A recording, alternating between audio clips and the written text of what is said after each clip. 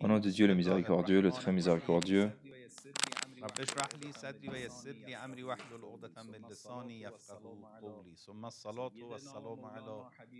Salutations sur le prophète et sur sa sainte famille, ainsi que la salutation sur les infaillibles, tout spécialement sur l'imam du temps.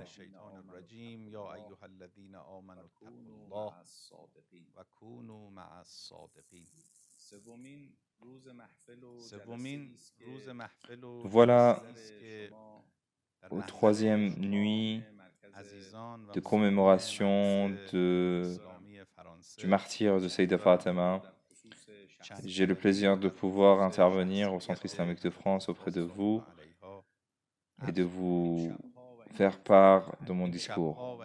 Ces nuits appartiennent à cette personnalité immense et incroyable qui a des dimensions très diverses et variées si on veut l'analyser.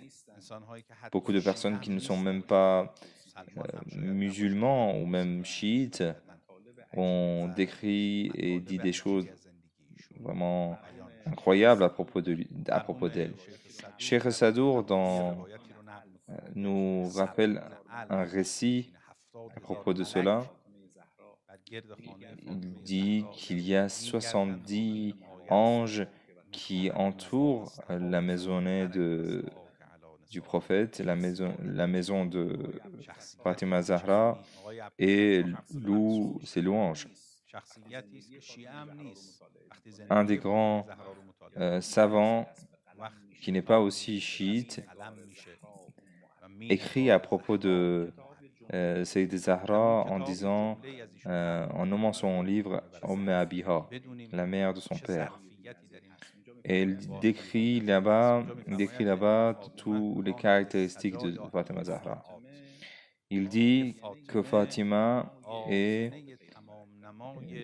le miroir qui reflète le mieux toute la grandeur du prophète, que le salut soit sur lui. Il dit dans une expression que la vie de Fatima est calquée sur la vie du prophète. Celui qui a compris dans son essence et dans sa globalité Fatima Zahra, on peut dire qu'il a pu comprendre ce que le prophète représente. Et il peut trouver le chemin de comment pouvoir vraiment adorer Dieu. Ce que j'aimerais vous faire part ce soir auprès de vous, mes chers amis, c'est de vous parler de la politesse Fatimi, de la manière où Fatima a été. L'imam Sadr dit, si seulement 2 jours de notre vie nous restaient à vivre, il faut profiter de ce temps restant pour acquérir la politesse et le adab. Dans la lettre 31 de Nahj al-Balagha, le livre d'éloquence,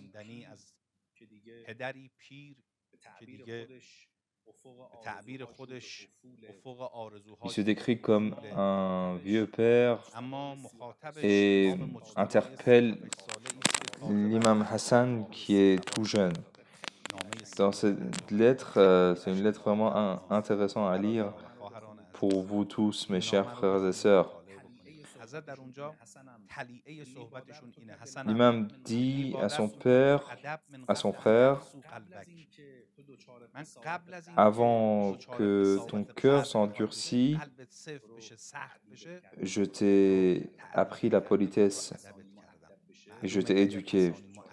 Donc cela nous montre que si quelqu'un est comme ça, son cœur ne s'endurcit pas. Et il commence à étayer et étaler les différents éléments par rapport à la politesse. Ou le prophète de Dieu lui-même dit,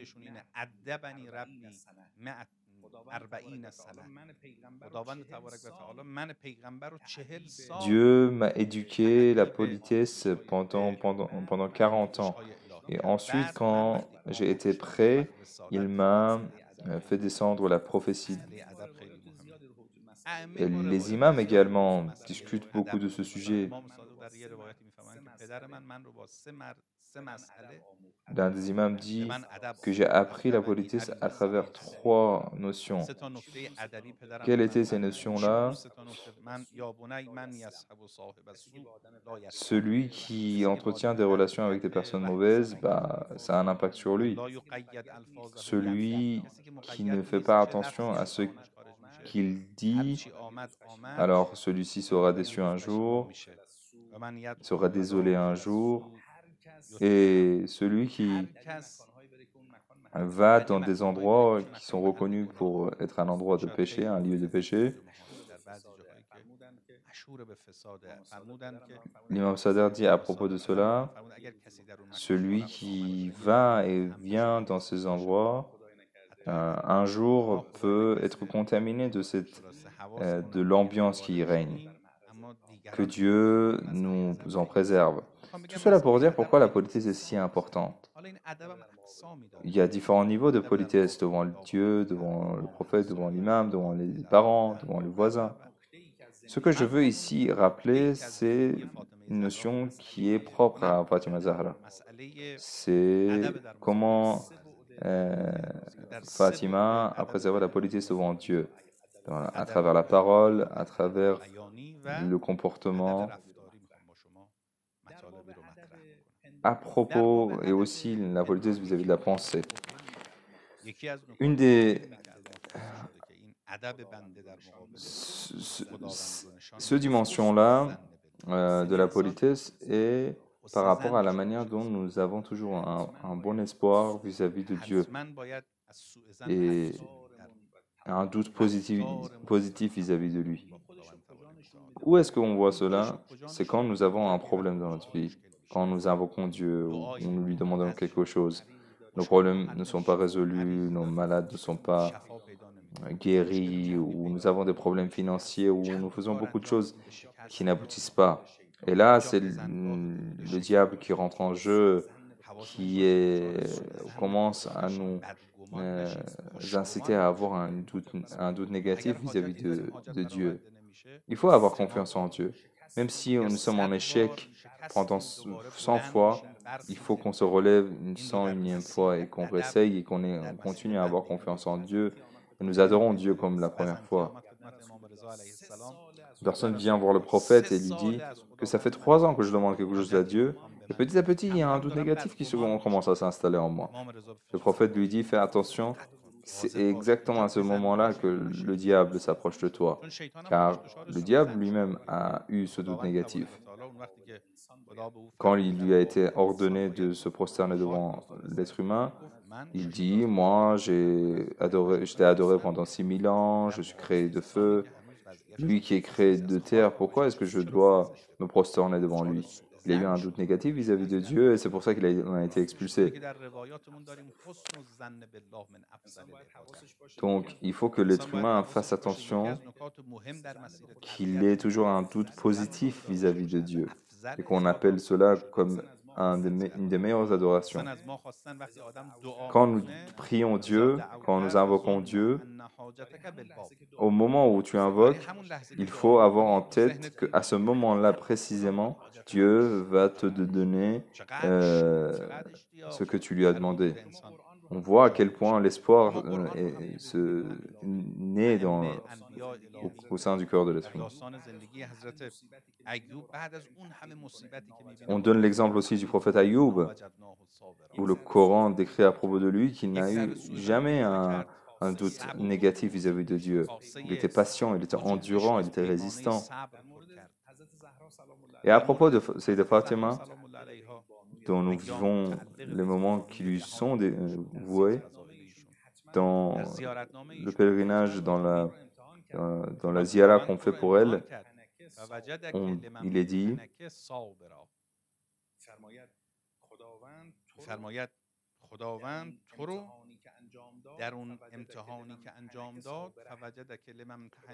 Dieu t'a retrouvé patiente dans les épreuves qu'il t'a mis en place.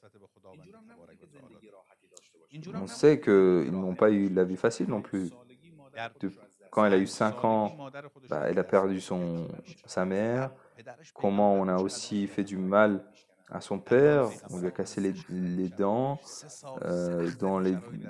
Au début de l'islam, elle a vécu un moment très difficile, une vie très difficile dans Shayb et Abi Talib, ou dans les premières années à Médine.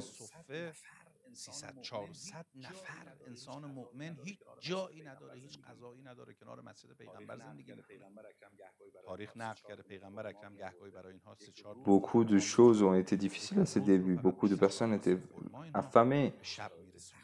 Et dans ce moment-là, il devait rester solidaire. Et dans toutes ces épreuves-là, Zahra a eu ce doute positif vis-à-vis de Dieu.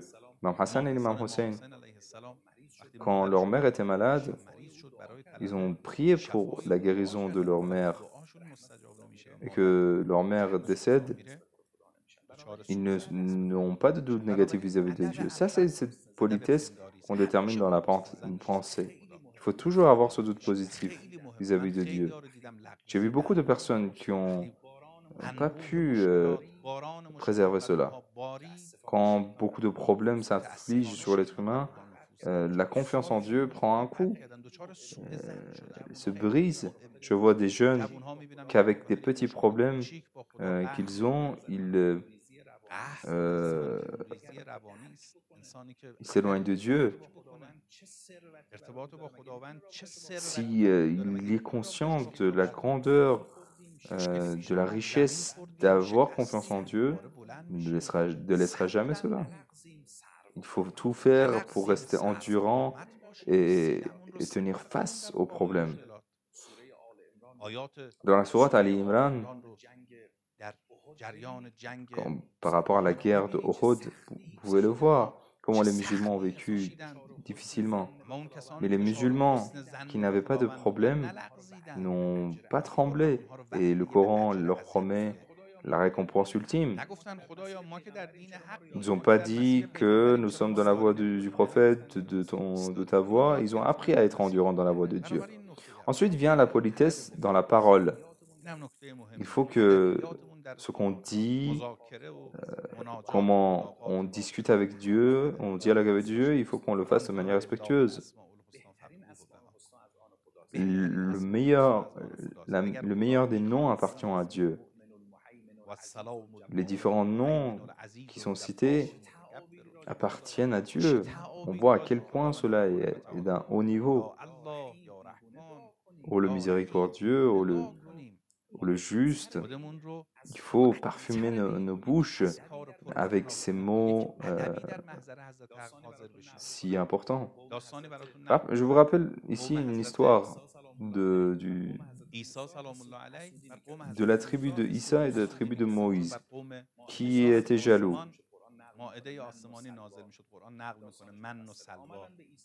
La tribu de Jésus était jaloux de celui de Moïse.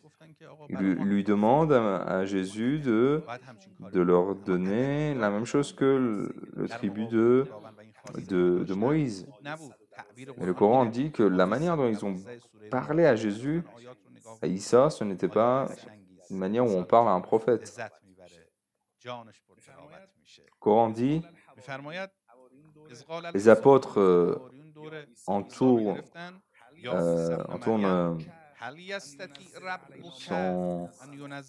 encerclé Jésus et ils ont dit, est-ce que ton Dieu peut nous faire descendre la bénédiction, les nourritures? C'est une manière où on veut challenger Jésus et c'est pas une manière correcte de parler. Et pour que Jésus, là il doit répondre. Et là il répond de la manière à éduquer en même temps les apôtres. Vous voyez toujours que quand les anges ou les imams ou le prophète invoquent Dieu, il utilise toujours le terme Rab, Ya Rab, ou mon Dieu. Le seul endroit où nous avons deux termes pour dire Allahumma Rabbana, on utilise deux fois le même mot pour encore appuyer sur le respect de comment demander à Dieu. Et c'est là que Jésus demande à ses apôtres de veiller sur leur langage. Et lui, quand il demande à Dieu, il demande « Oh le Dieu, oh mon Dieu ». Allahumma Rabbana utilise un terme encore plus insistant sur le respect vis-à-vis de Dieu. Oh mon Dieu, tu es notre Dieu, tu es notre Rab, fais-nous descendre notre subsistance.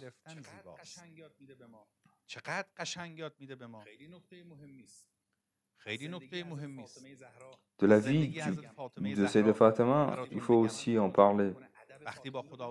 Regardez la politesse qu'elle a. Oh mon Dieu, je te demande que tu nous sois miséricordieux vis-à-vis de la puissance que tu as. Tu n'as besoin de rien dans toutes les dimensions de la vie. Mais nous sommes les plus pauvres des pauvres. Quand on dit pauvre, des fois on l'entend seulement comme quelqu'un qui n'a pas d'argent. Mais le terme faqara, c'est celui...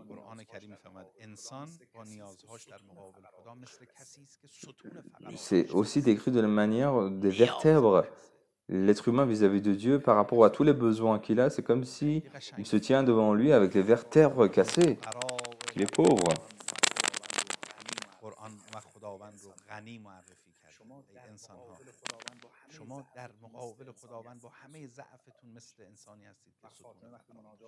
Alors Fatima, quand elle invoque Dieu,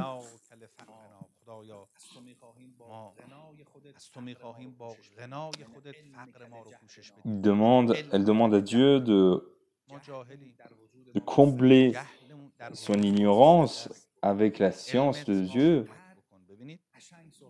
Vois à quel point elle parle avec justesse.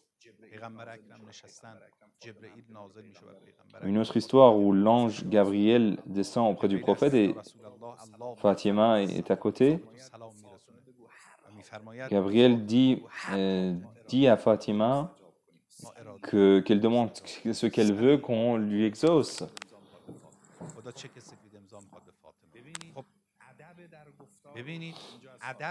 On doit apprendre ici cette politesse dans le langage de Sayyidah Zahra. Et là, elle dit une phrase incroyable au prophète. Oh, mon Dieu, Fatima,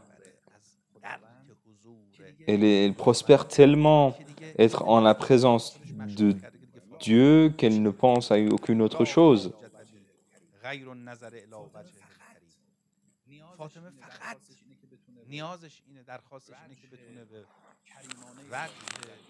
Fatima veut seulement avoir le droit de pouvoir avoir un regard et voir le trône de Dieu.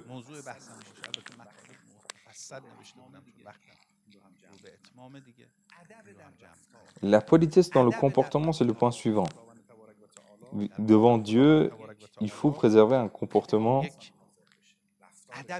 qui doit être totalement respectueux.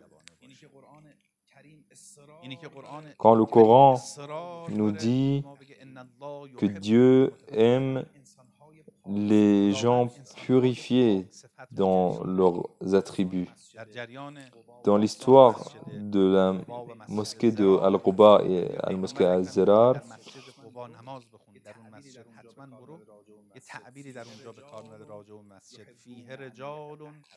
il utilise un terme pour cela en disant que dans la mosquée d'Al-Quba, il y a des personnes qui aiment être purifiées et de vivre de manière purifiée. Pourquoi cela? Parce qu'ils ont une politesse dans le comportement. Ils savent qu'ils ne peuvent pas avoir une vie saine sans être purifiés. Un poète nous dit « Je me suis purifié dans les larmes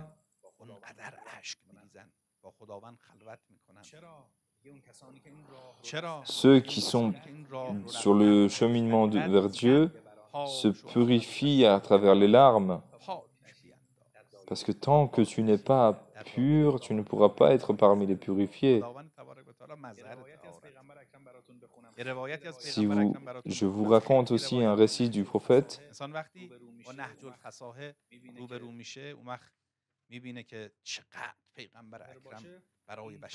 Si l'être humain veut être purifié, il faut suivre cette recommandation du prophète.